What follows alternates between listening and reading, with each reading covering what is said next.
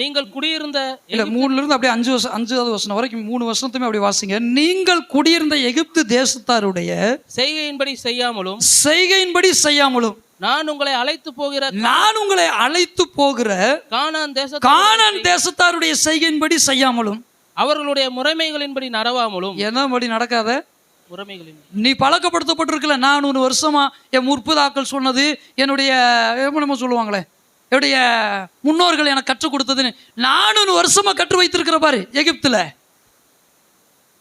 400 வருஷமா எகிப்துல உன் பிதாக்களோடு நீயும் சில காரியங்களை கற்றுக்கொண்டு செய்து வர்ற பாரு. அதை நீ அங்கு செய்யாத. நீ குடியிருந்த எகிப்து தேசத்தாருடைய செய்கையின்படியும் செய்யாத. நான் உங்களை அழைத்து போகிற நான் இப்போ உன்னை கானான் தேசத்துக்கு கொண்டு போறேன். அந்த கானான் தேசத்துல ஒரு விதமான ஜாதி இருக்கிறான்.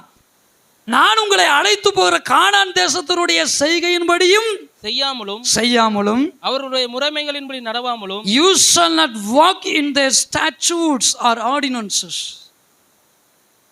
பிரமாணம்னு போட்டிருக்கு, அவங்களுடைய சடங்காச்சாரம்னு போட்டிருக்கு. எப்படி?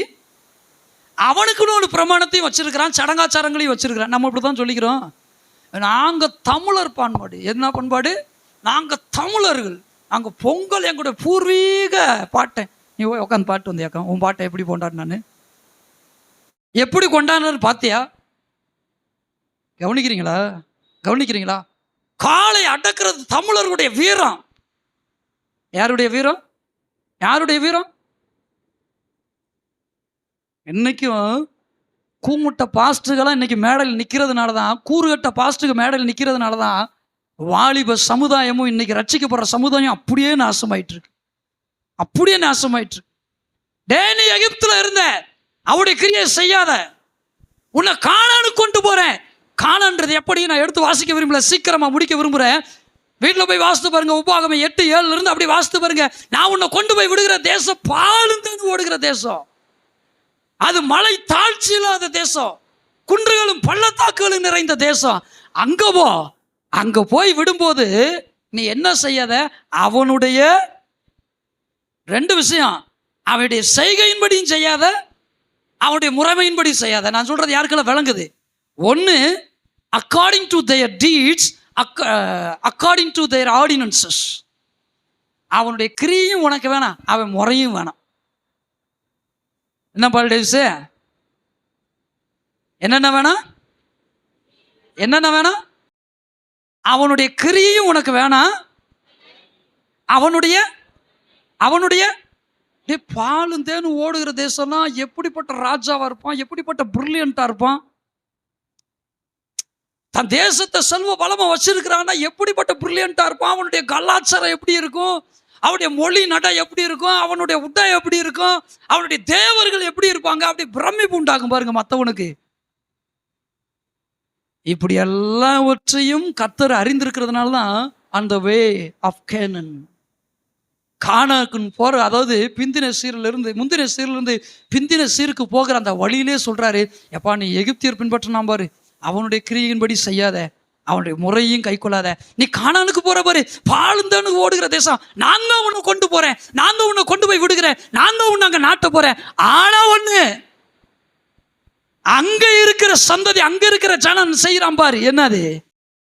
ஒரு விதமான கிரிய பின்பற்றான் பாரு, ஒரு விதமான முறை, கலாச்சாரம், அதன்படியும் செய்யாத. தொடர்ந்து இந்த வசனத்தை நீங்க வாசிங்க. என்னுடைய நியமங்களின்படி செய்து என்னுடைய கட்டளைகளை கை கொண்டு நடவுங்கள், நான் தாயா உங்களுடைய தேவன். அல்லேலூயா. முந்தின சீர்லிருந்து பிந்தின சீருக்கு உன்னை நடத்தி கொண்டு போற தேவன் நான் தான். பிந்தின சீர் உனக்கு ஆசீர்வாதமா இருக்கும். ஆனா பிந்தின சீரை வாங்கிக்கிட்டு, நல்ல வேலையை வாங்கிக்கிட்ட, நல்ல வீட்டை வாங்கிட்ட, நல்ல தொழிலை வாங்கிட்ட, நல்ல நல்ல ஆசீர்வாதங்களை வாங்கிட்ட, கர்த்தர் உனக்கு கொடுத்தாரு. ஆனா அங்க அவர் சொன்னார் ஒரு விஷயத்தை. என்ன சொன்னார் தெரியுமா? பாலுந்தேன்னு நான் தான் உனக்கு கொடுப்பேன், நான் தான் அந்த நல்ல ராஜாவை கொடுப்பேன், நல்ல தேசத்தை கொடுப்பேன், எல்லாம் கொடுப்பேன். ஆனா அங்க இருக்கிற அந்த செய்கையும் முறையும் கை கொள்ளாதன்னு சொன்னேன். உனக்கு ஞாபகம் இருக்கா? கூமுட்டு பிரசங்கியாருடைய பிரசங்கத்தை ஆன்லைன்ல கேட்டையே, வழியில தாத்தான் அபிராம் போன்றவங்க எழுப்பி பிரசங்கிக்கும் போது அவன் பிரசங்கத்தை கேட்டையே, கோராக எழுப்பி பாடல்களை இயற்றுகிறவர்களுடைய தலைவன் அவன் பாடலை ஏற்றி அப்படியே படிக்கும்போது உனக்கு இன்பமா இருந்தது. அதுதான் நம்ம சொல்லுவோம் பாருங்க, நம்மளும் சொல்லுவோம் பாருங்க, தென் வந்து பாயும் இன்ப காதினிலே. இன்பமா இருந்ததே, ரொம்ப மகிழ்ச்சியா இருந்ததே.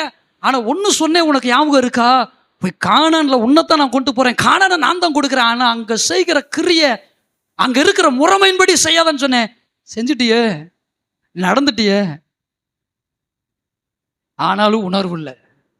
ஆனாலும் உணர்வு இல்லை. நான் ஓப்பனா இங்க இருக்கிற ஒரு சிலரை சொல்ல முடியும், ஆனாலும் வேண்டாம், மறந்துட்டியப்பா.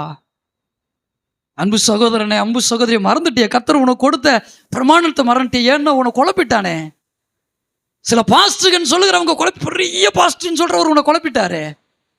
ஆண்டவர் உனக்கு என்ன சொன்னாரு? அவன் செய்கையின்படி செய்யாத, அவன் முறைமையின்படி நடக்க. நான் தமிழர்கள், நாங்கள் தமிழ். அப்போ பக்கத்தில் மலையாளி இருக்கிறான், இங்கிட்ட தெலுங்கு இருக்கிறான், இங்கிட்ட கன்னடா இருக்கிறான். அவனெல்லாம் போய் பாருங்க, அவன் கலாச்சாரத்தெல்லாம் கூட இருந்து பாருங்க. ஒவ்வொரு கலாச்சாரம் அவனுக்கு இருக்கு. இவனெல்லாம் விட்டுருங்க. அப்படி பாம்பேக்கு போங்க. எங்கே போங்க? பாம்பேக்கு போங்க. அங்கே அவனுக்கு ஒரு கலாச்சாரம் இருக்குது. பக்கத்தில் இருக்க தாய்லாந்து போங்க, இந்தோனேஷியா போங்க, அங்கே அவனுக்கு ஒரு கலாச்சாரம் இருக்குது. அதை தாண்டி அப்படியே போனீங்கன்னா கடல் மார்க்கமாக போனீங்கன்னா ஆப்பிரிக்கா போயிடலாம், அவனுக்கு ஒரு கலாச்சாரம் இருக்குது. அங்கே என்ன கலாச்சாரம் சொல்லணுமா? மேடல் நின்று சொல்லணுமா? கேவலமான கலாச்சாரம். என்ன கேவலமான கலாச்சாரம்? 2 மனைவி வேணும். அவன் கல்யாணம் பண்ணுறதுக்கு முன்னாடி குடும்பத்தில் சம்மந்தப்பட்ட தன்னுடைய கட்டப்புற மாமியா கூடயே அசிங்கம் பண்ணி இருக்கணும். இன்னைக்கு இருக்கு. கதை சொல்லலை உங்ககிட்ட, நான் கற்பனை பண்ணலை, கற்பனை சொல்ல. அங்கே போன மிஷினரி என்ன செய்வான்? அங்கே இருக்கிற கிறிஸ்தவன் என்ன செய்வான்? அவன் முறைமையின்படியும் செய்யாத, அவன் கிரியைகளையும் செய்யாத. ஆனால் கிரியைகளை கையில் எடுத்துருக்கீங்களே, சரி கிரியைகளை விடுங்க, முறையை எடுத்துட்டீங்களே. எத்தனை பேர் எடுத்துருக்கிறீங்க? இந்த ஜனம் தனித்தே வாசம் பண்ணணும்னா நீ தனித்தான் தான் இருக்கணும். இல்ல இல்ல இல்ல, அங்க 1000 10 1 லட்சம் பேர் கூடுறாங்க, அங்கெல்லாம் இந்த மாதிரி பிரசங்கம் இல்ல. Go there. அங்க போய் சமாதானமா இருந்து படிச்ச இரு. இங்க இருந்துட்டு பாளையத்தை அழிச்சு போடாத. இங்க இருந்துட்டு உயிரோட பாதாளத்துக்கு போறதுக்கு நீ மட்டும் போறாம, உன்னோடு சேர்ந்து உன் உபதேசத்தை நம்பி உன் பேச்சை கேட்டு உனக்கு செவி கொடுக்கிறவன் சேர்த்து நரகத்துக்கு இழுத்துட்டு போயிடாத. மனசை தொட்டு சொல்லுங்க, எத்தனை பேர்லாம் அந்த பழைய சினிமாக்கு திரும்பிட்டீங்க, கட்சிக்கு திரும்பிட்டீங்க, ஜாதிக்கு திரும்பிட்டீங்க. தைரியமா பேசுவேன் பாருங்க. இருந்தா இரு, இல்லாட்டி எந்திரிச்சு ஓடு. வெறும் பாய்களுக்கு பிரசங்கம் பண்ணிட்டு என் ஓட்டத்தை முடிச்சுக்கிறேன். எத்தனை பேர் திரும்பி இருக்க? மறுபடியும் அந்த சினிமா, மறுபடியும் அந்த கட்சி, மறுபடியும் அந்த ஜாதி. உனக்காக ஆண்டவர் ஜீவனை கொடுத்து, உனக்காக தேவன் நல்ல ஆர்டினன்ஸை கொடுத்து, நல்ல கிருபையில கொடுத்த வெக்கம் இல்லை, அசிங்கம் அல்ல, கேவலம் அல்ல. நீ கிறிஸ்தவன் சொல்லி வெளியே போய் சொல்றதுக்கு, நானும் பாவியான மனுஷன், நானும் மீறுதலுக்குள்ளான மனுஷன், நானும் பாவம் செய்கிறவன் தான், பேசுகிற நானும் பாவம் செய்கிறவன் தான்.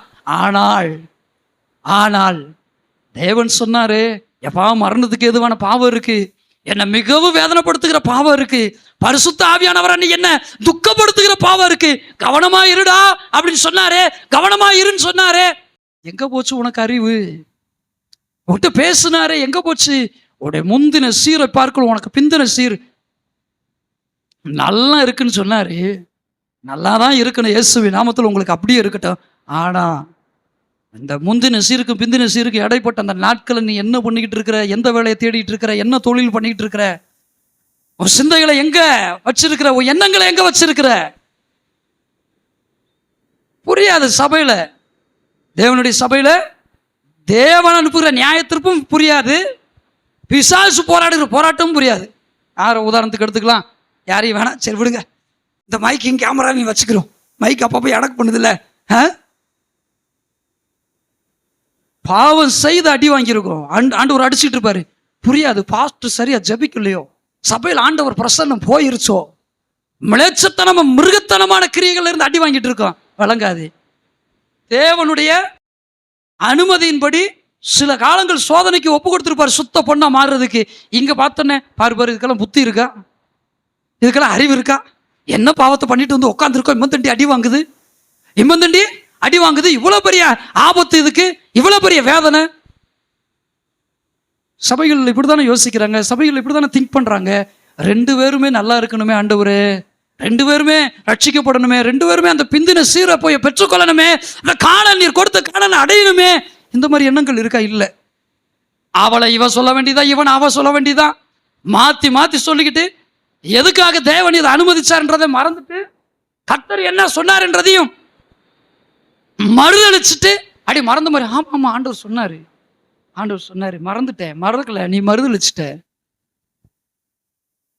நீ மறக்கல, நீ என்ன செஞ்சுட்ட, மறுதளிச்சுட்ட. நீ மறந்து போகிற மனுஷன் இல்ல, உனக்கு நல்ல ஞாபகம் வர சக்தி உண்டு. ஆனா மறுதளிச்சுட்ட உன் எண்ணங்கள்ல, உன் கிரியைகள்ல, உன் சிந்தைகள்ல. உன் முந்தின சீரை பார்க்கல உன்னுடைய பிந்தின சீர் நன்றாக இருக்க வேண்டும் என்றால், உன்னுடைய பிந்தின சீர்ல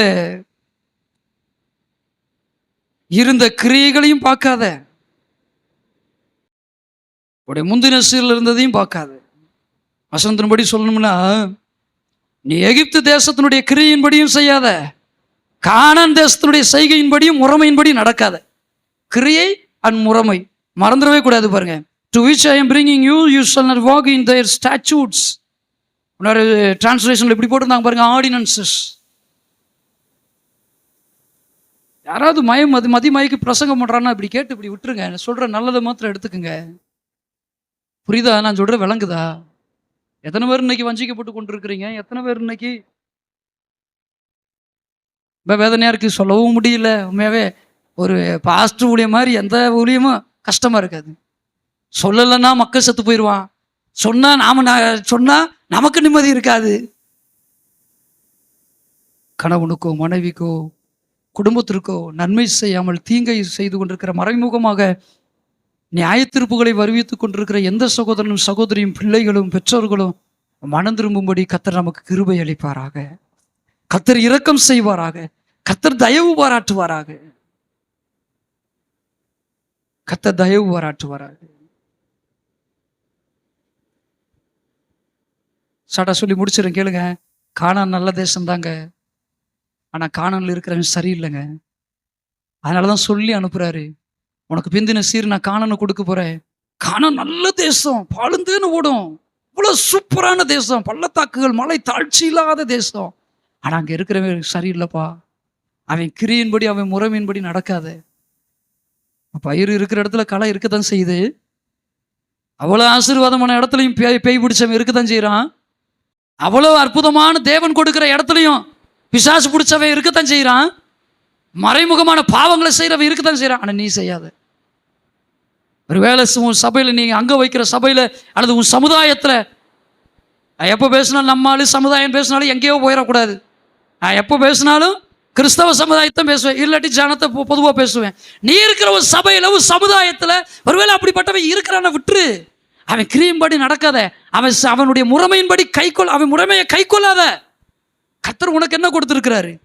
கர்த்தர் உனக்கு என்ன சொல்லி இருக்கிறார்? என்னுடைய நியமங்களின்படி செய்து என்னுடைய கட்டளைகளை கை கொண்டு நடவுங்கள், நான் தான் உங்களுடைய தேவனாய் கர்த்தர். அல்லேலூயா, அல்லேலூயா. நான் தான் உங்களுடைய தேவனாய் ஆகையால் என் கட்டளைகளையும் என் நியாயங்களையும் கை கொள்ள கடவீர்கள். அவைகளின்படி செய்கிறவன் எவனும் அவைகளால் பிழைப்பான். நான் கர்த்தர். அவையின்படி செய்கிறவன் ஆமா, காணான் காணான் காணான் காணான் காணான் சொல்லி நீ காணாம போயிடாத. பாலும் பேரும் ஓடுற தேசம் நல்லா காணான் ஆசீர்வாதம் சொல்லி காணாம போயிடாத. கையில மறுபடியும் எடுத்திருந்தோன்னா மரியாதையை தூக்கி போட்டுரு. செத்து ஒளிருங்குள்ளே ஆண்டவர்கிட்ட வந்துரு. சிந்தைகளை எடுத்திருந்தேன்னா மரியாதையை தூக்கி எரிஞ்சிரு. நான் பொறுத்து பார்ப்பேன், அப்புறம் பேர சொல்லி தயவுசெய்து வராத ஓடி போயிரு அப்படிங்க. ஏதாவது வேற ஏதாவது அந்த சர்ச்சுக்கு போட்டுருவேன். மறுபடியும் சொல்றேன், கையில் எடுத்திருந்தீங்கன்னா, சிந்தைகள் எடுத்திருந்தீங்கன்னா, தேவனுடைய வார்த்தையை முன்னிட்டு உன்னை எச்சரிக்கிறேன், தூக்கி மரியாதையா இருந்துச்சுட்டேன்னா உனக்கு நல்லது, உன் குடும்பத்துக்கு நல்லது, உன் சந்ததிக்கு நல்லது. இல்லைன்னா சீக்கிரத்தில் ஆண்டவர் உன்னை என்ன செய்வாரு? கொண்டு போய் விடுவாரு. ஆனா அவனுக்கு இறையாவ பின் ஆசீர்வாதத்தை பெற்றுக்கொள்வேன். ஆனா அங்க நீ சாபமாவ. பின் ஆசீர்வாதம் உனக்கு கிடைக்கும். பணமோ பொருளோ பட்டமோ வேலையோ வீடோ எல்லாம் கிடைக்கும். ஆனா அங்க நீ சாபத்தின் சின்னமா நிப்ப. லோத்தின் மனைவியை போல, ஆகானை போல நீ இஸ்ரவேல் ஜனங்களுக்கு, தேவனுடைய சபைகளுக்கு ஒரு சாபத்திட்டான பொருளை எடுத்து சாபத்தின் சின்னவனாய் மாறி போனவனான போல நிப்ப. ஒருவேளை நீ நினைக்கலாம், நான் பண்ணினேன், பரவாயில்ல, நல்லா தான் இருக்கிறேன், ஆண்டவர் என்ன மன்னிப்பாரு. ஆனா பிந்தின ஆசீர்வாதம் பக்கத்துல வந்துருச்சு. உள்ள என்ட்ரானே உனக்கு கிடைக்க போறது என்ன தெரியுமா? என்னது? சாபத்தீட்டான காரியங்களை கையில் எடுத்தவன் எவனும் சாபத்தின் சின்னமாக மாறுவான். அடுத்த ஜனங்களுக்கு எச்சரிப்பா மாறுவான். மீண்டும் ஆண்டவர் சொல்றாரு, இந்த நல்ல ஆசீர்வாதமான வார்த்தைக்கு பாத்திரவான்களாக பாக்கியவதிகளாக நீங்க மாறணும் என்பதுதான் ஆண்டவருடைய சித்தம். இஸ்ரவேலை ஆசீர்வதிப்பதே கர்த்தருக்கு பிரியம். உடைய முந்தின சீரை பார்க்கலும் பிந்தின சீர் நற்சீர் உண்டாகும்படி செய்கிறதான் கர்த்தருக்கு விருப்பம். ஆனா என் வழியில நீ அழிஞ்சுக்கிட்டு இருக்கப்பா, உன்னை அறியாம அறிபுறவைக்கு இடம் கொடுத்து உன்னை அரிச்சுக்கிட்டு இருக்கிற அந்த கேன்சரை இவன் கண்களால் பார்க்காம உணர்ந்து கொள்ளாம இருக்கிற, உடனடியா மனம் திரும்பி உடனே தூக்கி ஏறி. கர்த்தர் உனக்கு இருக்கிற கானான் நல்லதுதான், ஆனா கானானுக்குள்ள இருக்கிற ஆள் மோசமானவன், கானானுடைய செய்கை மோசமானது, கானானுடைய முறைமை மோசமானது. அதை விட்டுரு.